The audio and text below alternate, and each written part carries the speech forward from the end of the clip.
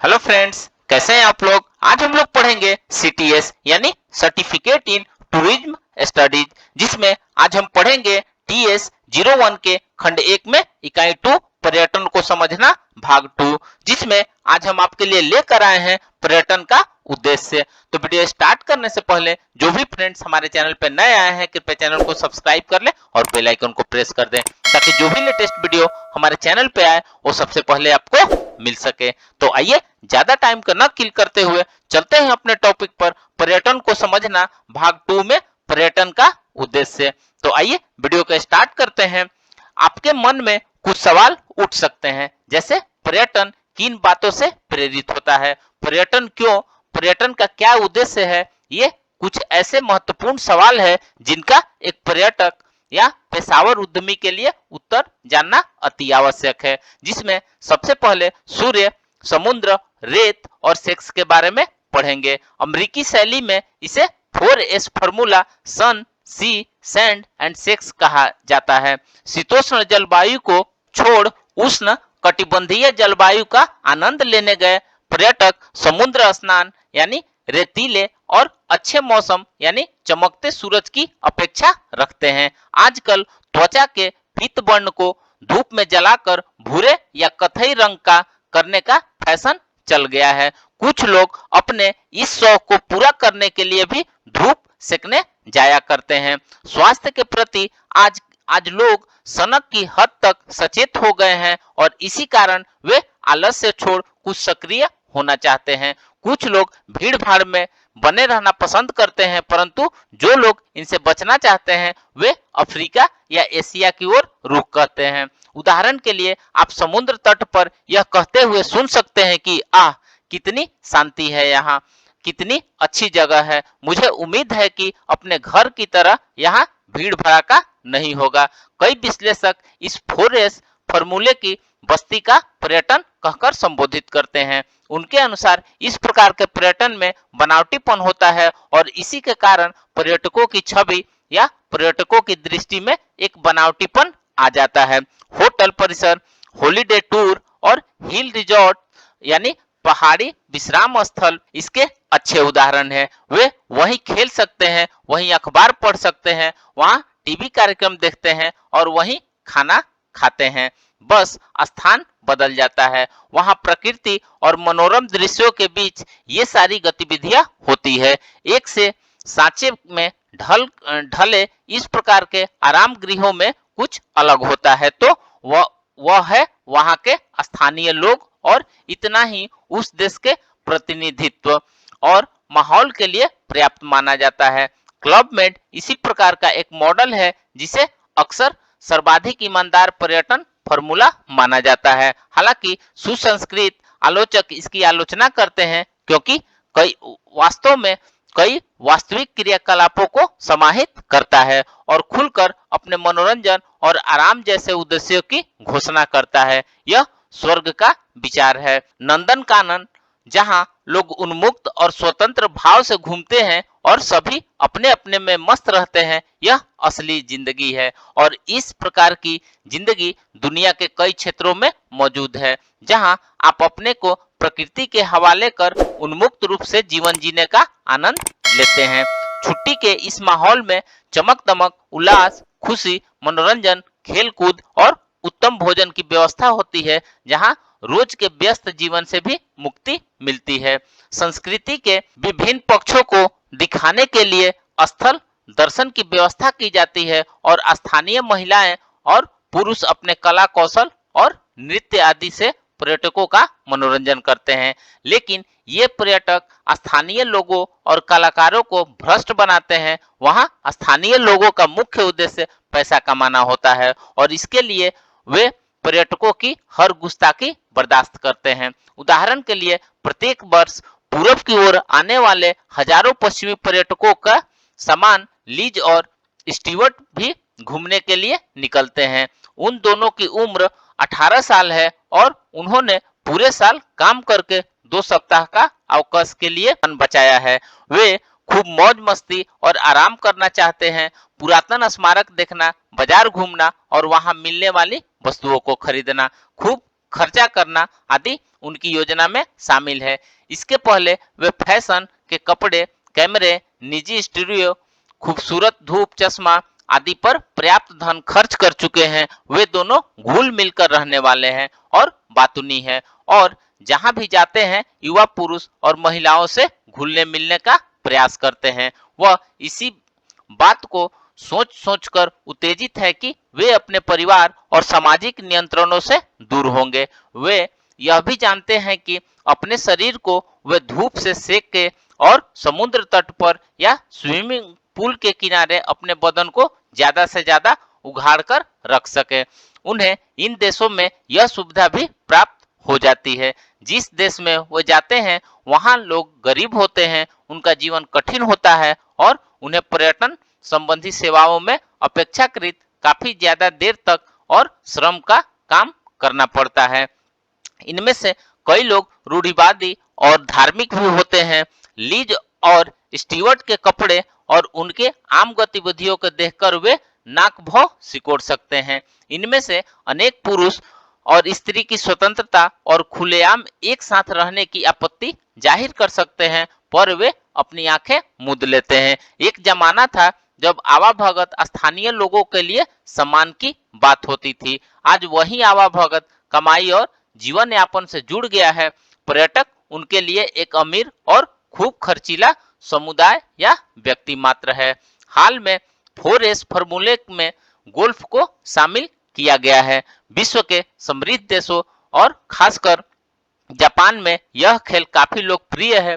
Golf के लिए Japan से बाहर आने वाले पर्यटकों की संख्या अधिकतम है। एक अनुमान के अनुसार 1993 में 1,50,00,000 जापानी पूरे विश्व में गोल्फ खेलने के लिए अपने देश से बाहर निकले।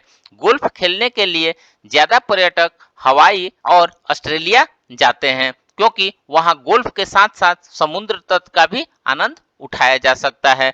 जापान में यह खेल काफी महंगा है और जगह की कमी है। इस मांग को देखते हुए एशिया के सभी देश उपयुक्त स्थान पर ज्यादा से ज्यादा गोल्फ के मैदान बनाने का प्रयास कर रहे हैं।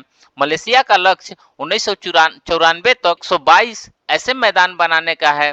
पर्यावरण को सुरक्षित रखने की दृष्टि से कई पर्यटन विशेषज्ञ गोल्फ पर्यटन की आलोचना नहीं करते हैं, पर जापान में ही इस संबंध में कई अध्ययन हुए हैं और इस प्रकार के अध्ययन से पता चला है कि मैदान को हरा भरा रखने के लिए जिन रसायनों का इस्तेमाल किया जाता है वे रसायन जमीन के अंदर पानी के स्रोत को गंदा करते हैं और वे औद्योगिक प्रदूषण के समान ही घातक है।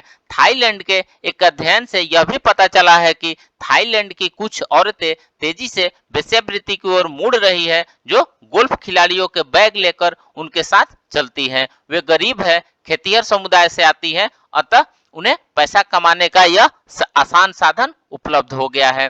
आइए नेक्स्ट देखते हैं आराम, भ्रमण, नजारा और संस्कृति। ऐसे पर्यटक एक जगह टिक कर नहीं रहना चाहते, वे घूमना चाहते हैं, चीजों को देखना चाहते हैं, समझना चाहते हैं। वे विभिन्न देशों, स्मारकों, लोगों, महलों और संस्कृतियों को बस एक नजर से देखना चाहते हैं। आम ज्ञान और आत्मसंतोष इनकी मुख्य प्रेरणाएं हैं। इन पर्यटकों के पास एक कैमरा अवश्य होता है, जिनके टूरिस्ट लेंस को यथार्थ से भी ज्यादा विश्वसनीय माना जाता है। वे पर्यटन स्थलों को अपनी दृष्टि से देखते हैं और इससे उन्हें स्थल चुनने और कार्यक्रम बनाने में मदद मिलती है। इस प्रकार के पर्यटक 4S फॉर्मूले वाले पर्यटकों की अपेक्षा ज्यादा जगहों पर घूमते हैं। परिवहन सुविधा और होटलों में ठहरने की व्यवस्था करने के लिए उन्हें सुनियोजित यात्रा कार्यक्रम और सूची भी बनानी पड़ती है। हालांकि इन रुचियों में काफी विविधता होती है, पर आमतौर पर सेवाओं की एक मांग समान होती है। अक्सर देखा गया है कि एक स्थान पर एक खास मार्ग पर ही पर्यटक को भ्रमण कराया जाता है। इस प्रकार ये पर्यटक जन पर्यटन श्रेणी में भी गिने जाते हैं। आइए नेक्स्ट देखते हैं दोस्तों और रिश्तेदार के यहाँ जाना।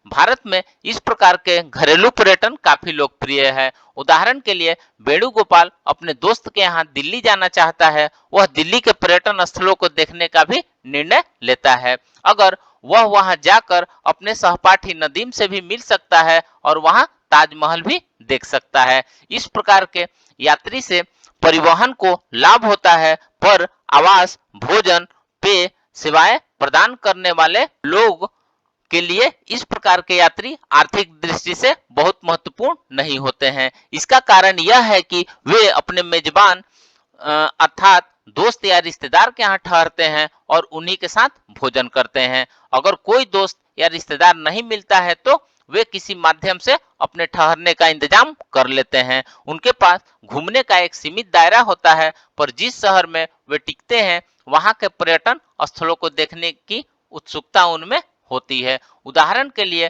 अगर आप अपने दोस्त के पास बंबई जाएंगे तो वहां समुद्र तटों, पार्कों, ढाबों का आनंद उठाएंगे और खरीदारी भी करेंगे। आप एलिफेंटा के गुफाओं को भी देखना चाहेंगे। अपने परिवार या दोस्तों से मिलने आए प्रवासी गुजरातियों के लिए गुजरात पर्यटन ने आकर्षक घर की याद पर्यटन कार्यक्रम बनाया है। उन्होंने अपने राज्य और पड़ोसी राज्यों के प्रमुख पर्यटन स्थलों और शहरों को आपस में जोड़ दिया है। दोस्तों और रिश्तेदारों के यहाँ जाने वाले पर्यटक, व्यापारी यात्री के समान पर्यटन की सुविधाओं का उपयोग करते हैं और घरेलू और अंतर्राष्ट्रीय पर्यटकों के साथ सुनियोजित कार्यक्रम के तहत पर्यटन स्थल को भी देखने जाते हैं। इस प्रकार के पर्यटक अपनी रुचि का स्थान चुनते हैं और वहां रहने वाले अपने दोस्त या रिश्तेदार का मेहमान बनते हैं। भारत में इस प्रथा का बहुत चलन है। वे अपनी संस्था से एलटीसी प्राप्त करते हैं और ठहरने के लिए रिश्तेदार के घर जाकर टिक जाते हैं। इससे उनके पास घूमने फिरने और खरीदारी करने के लिए पर्याप्त राशि बची रहती है। आइए नेक्स्ट देखते हैं व्यापारिक और प्रोत्साहन भ्रमण।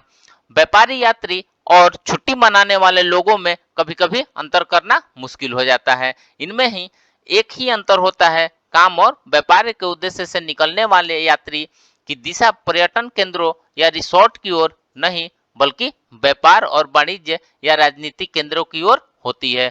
वे संचार और सचिवालयीय सुविधाओं, बैठक, सम्मेलन, किराए की कार और आवास जैसे सुविधाओं की मांग कर सकते हैं। मनोरंजन संबंधी सेवाओं के प्रति उनका आग्रह कम होता है, पर आजकल ऐसे पर्यटकों में स्विमिंग पूल और हेल्थ क्लब काफी लोकप्रिय हो रहे हैं। आजकल पर्यटन स्थलों पर सम्मेलन, मेला और प्रदर्शनी आयोजित करने का चलन बढ़ गया है। आज कई संगठन ऐसा सोचते हैं कि उनके अधिकारीगण मनोरम माहौल में ज्यादा सृजनात्मक और उत्पादक साबित होंगे। इस पर्यटन स्थलों पर इस प्रकार के विचार कंपनी सम्मेलन की संख्या में बढ़ोतरी हुई है। सार्वजनिक और निजी क्षेत्र संगठन और पेशेवर निकाय संगठन और राजनीतिक दल भी इस सम्मेलन में पर्यटन परिसरों के ग्राहक है। संचार और विशेषज्ञता की आवश्यकता को देखते हुए संगठनों की वार्षिक बैठकें आयोजित की जाती है और पेशेवर निकाय न केवल नए विचारों और रणनीतियों पर विचार विमर्श के लिए इकट्ठा होते हैं, बल्कि उन्हें अपने नए उत्पाद, नई प्रवृत्तियों या उत्पाद वस्तुओं का प्रदर्शन करना भी होता है। मेला और प्रदर्शनी अर्थव्यवस्था के स्वस्थ होने की निशानी है और इसके माध्यम से लोगों के आसपास के पर्यटन स्थलों को देखने का अवसर भी मिल जाता है।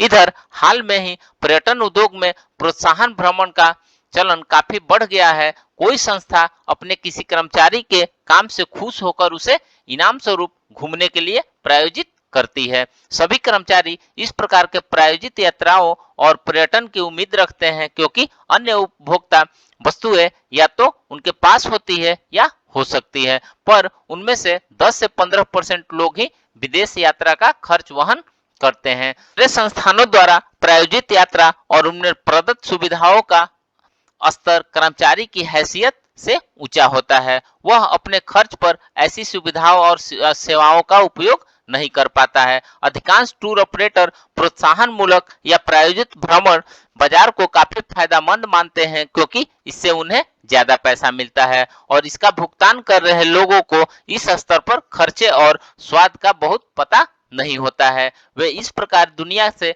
अनभिज्ञ होते हैं। इस प्रकार की सेवाएं बार बार जन पर्यटकों की श्रेणी में बदल जाती हैं, जिनका उद्देश्य रिसोर्ट या स्थल दर्शन होता है। भारतीय टूर ऑपरेटर संघ की दृष्टि में भारत जैसे विशाल देश में जहां रुकने और देखने के लिए काफी कुछ है, प्रोत्साहन मूलक भ्रमण बाजार एक प्रमुख क्षेत्र है। तो फ्रेंड्स, इस प्रकार से आज हमने पर्यटन के उद्देश्य के बारे में पढ़ा। तो मिलते हैं एक नए वीडियो के साथ में, तब तक से हमारे चैनल पे बने रहिए। धन्यवाद।